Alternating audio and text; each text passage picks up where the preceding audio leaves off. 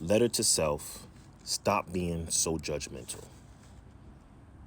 Let's talk about the times you've been so quick to judge. Every eye roll, every sigh of impatience, every silent criticism. It all has a cost. That lazy coworker, you know who you coined as that. She's a single mother working 2 jobs, surviving off of 3 hours of sleep. That rude cashier, he's grieving the loss of his father, but can't even afford to take a day off. That entitled teenager, it might be your kids. She's hiding bruises at home and acting out because no one sees her pain. When you dismiss your uncle as stubborn, did you consider his fear of aging? Yeah, he might be getting old and scared. When you label your sister as dramatic, did you remember her postpartum depression? Did you remember that, you know what, mom or dad is not even here? How's she dealing with that? That cousin you called irresponsible, maybe he's battling an addiction that you don't even know about. The friend who flaked on you again, undependable, right? Maybe she's struggling with crippling anxiety. The one who changed, the changed one. She's finally setting boundaries after years of people pleasing. Like, that's a big one right there. The one who seems distant, got the Heisman and pushing you back.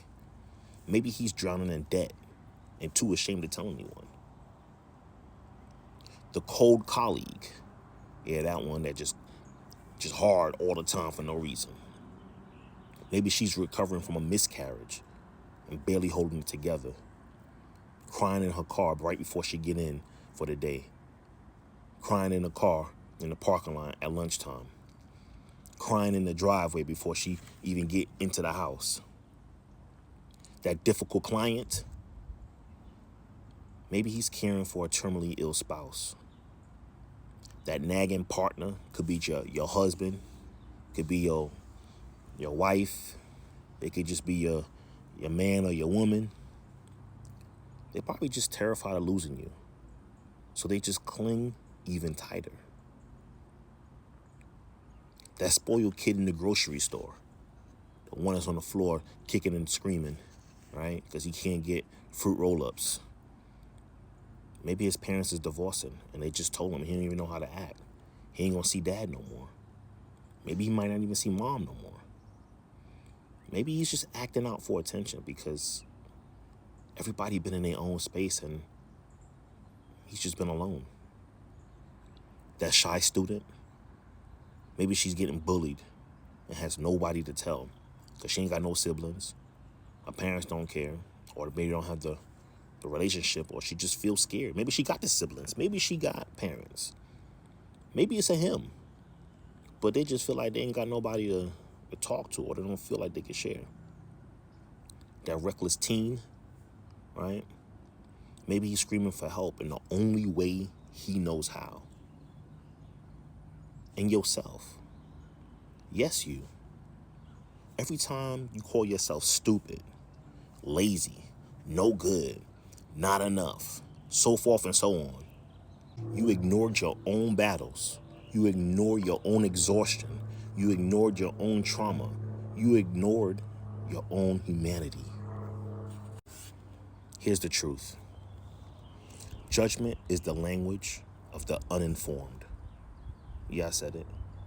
Judgment is the language of the uninformed. Empathy is the dialect of the wise. So today, let's choose differently. Let's put a pause before we assume, okay? Let's ask instead of accusing. Let's listen instead of label. The world don't need no more critics, bruh. The world don't need no more critics, sis. The world don't need no more critics, fam. It needs more compassion. And it starts with you. It starts with you. Your next chapter begins right now. Like, comment, share. You know what to do.